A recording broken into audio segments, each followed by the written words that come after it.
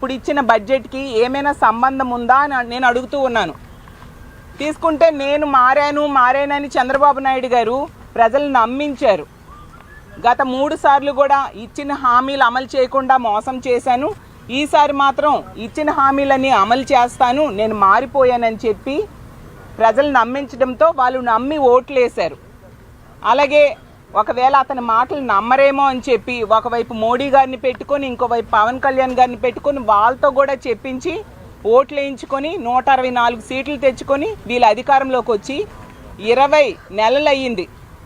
ఏ ఒక్క హామీ కూడా సరిగ్గా అమలు చేయని పరిస్థితి. ఈరోజు తీసుకుంటే తల్లికి వందనం మొదటి ఏడాది ఎగ్గొట్టారు. రెండో ఏడాది 20 లక్షల మంది పిల్లలకి ఎగ్గొట్టడం జరిగింది. అది 15,000 ఇవ్వకుండా 13,000 మాత్రమే ఇవ్వడం జరిగింది. ఈ ఏడాది ఈ బడ్జెట్లో కూడా అదే పరిస్థితి మనం చూసాం. అలాగే ముఖ్యంగా వీళ్ళు ప్రధాన హామీగా చెప్పుకున్న ఆడబిడ్డ నిధి, మహిళలు 18 సంవత్సరాలు దాటిన వాళ్ళు 60 సంవత్సరాలు దాటిన వాళ్ళకి ఆడబిడ్డ నిధి కింద 1,500 రూపాయలు నెలకి ఇస్తాను, ఏడాదికి 18,000 రూపాయలు ఇస్తానని నమ్మించి ఓట్లు వేయించుకొని ఈరోజు దానికి ఒక్క రూపాయి కూడా ఈ బడ్జెట్లో కేటాయించకుండా ఈ రాష్ట్రంలో ఉన్న ఆడబిడ్డలకి నెట్ట నిలువుగా మోసం చేసిన పరిస్థితి మనం చూసాం.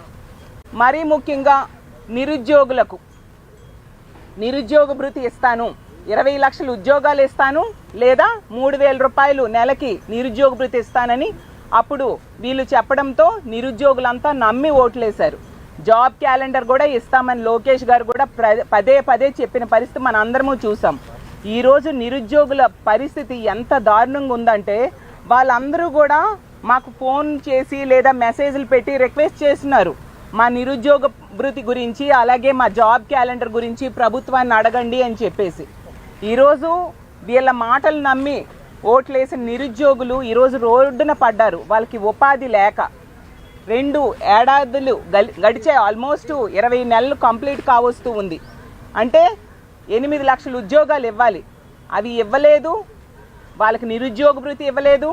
ఎంత దారుణంగా మోసపోయామని ఈరోజు నిరుద్యోగులు బాధపడుతూ ఉండే పరిస్థితి మనం చూస్తూ ఉన్నాము.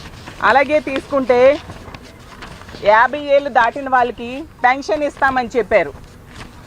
మరి 20 నెలలు కావస్తుంది. ఇది